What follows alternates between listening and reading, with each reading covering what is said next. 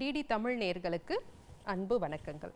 நாம் இன்றைக்கு ஆண் மலட்டுத்தன்மைக்கான காரணங்களும் அதற்கு ஆயுர்வேத சிகிச்சைகளும் உணவு முறைகளையும் பற்றி தெரிந்து கொள்ளலாம். ஒரு ஆண் விந்தணுக்கள் சராசரியாக 60 மில்லியன் விந்தணுக்கள் உற்பத்தி செஞ்சுருக்கணும்.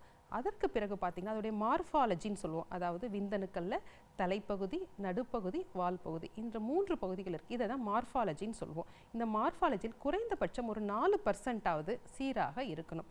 அதற்கு அடுத்தபடியாக பார்த்தோம்னா விந்தணுக்களுடைய மோட்டிலிட்டி, நீந்தும் தன்மை குறைந்தபட்சம் ஒரு 40% விந்தணுக்களுடைய மோட்டிலிட்டி சீராக இருக்கணும்.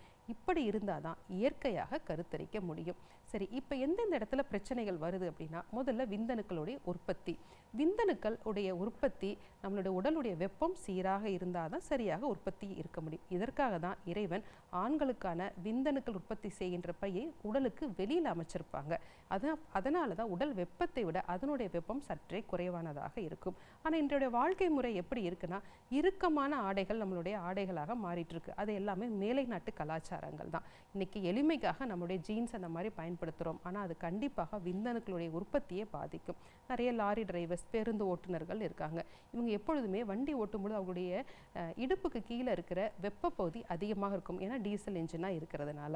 அல்லது இன்றைய கம்ப்யூட்டர் காலத்தில் இந்த லேப்டாப்பை மடியில் வச்சு வேலை செய்கிற பழக்கம் அதிகமாயிருச்சு. இது எல்லாமே விந்தணுக்கள் உற்பத்தி செய்கின்ற பையனுடைய சூட்டை அதிகரிக்கும். அப்போ அதோடைய ப்ரொடக்ஷன் பெருமளவில் குறைஞ்சிருது. அதனால தான் இன்னைக்கு ஆண் மலட்டுத்தன்மை அதிகமாக நம்ம சமுதாயத்தில் இருக்கு. இதற்கு எப்படி நம்ம சிகிச்சை பண்ணணும் அப்படின்னா, இந்த விந்தணுக்கள் உற்பத்தியாக வருகின்ற பாதையில் சில நேரங்களில் தொற்று கிருமிகள் இருக்கலாம், அடைப்புகள் இருக்கலாம். அதை வேரிகோசில் அப்படின்னு சொல்லுவோம். இதை நம்ம படிப்படியாக சிகிச்சை செய்யணும். ஆயுர்வேதத்தில் இதற்கு பல சிகிச்சை முறைகளை சொல்லியிருக்காங்க. எப்பவுமே ஆயுர்வேதம் அடிப்படையாக உடலை தூய்மை செய்யும் மருந்துகளை நம்ம கொடுப்போம். ரெண்டாவது சுக்கர சோதக கனாஸ், அதாவது விந்தணுக்களை தூய்மை செய்யும் மூலிகைகளை நம்ம மருந்துகளாக கொடுப்போம். எடுத்துக்காட்டாக நீர்முள்ளி, மருதம்பட்டை மற்றும் சில கசப்பு பொருட்களை ஆரம்ப நிலையில் கொடுக்கும் பொழுது அந்த விந்தணுக்களில் இருக்க தொற்று கிருமிகள் நமக்கு பல மடங்கு குறையும். இரண்டாவதாக பார்த்தோம் அப்படின்னா, அந்த விந்தணுக்களுடைய உற்பத்தியை நம்ம கூட்ட வேண்டும். அப்போ உற்பத்தியை கூட்டும் பொழுதுதான் நம்ம இனிப்பு சுவையுள்ள மூலிகைகளை மருந்துகளாக பயன்படுத்துவோம். ஆரம்பத்தில் இனிப்பு சுவையை நம்ம பயன்படுத்த மாட்டோம். ஏன்னா நம்ம கிருமிகளையும் தொற்றுக்களையும் நம்ம குறைக்க வேண்டும்.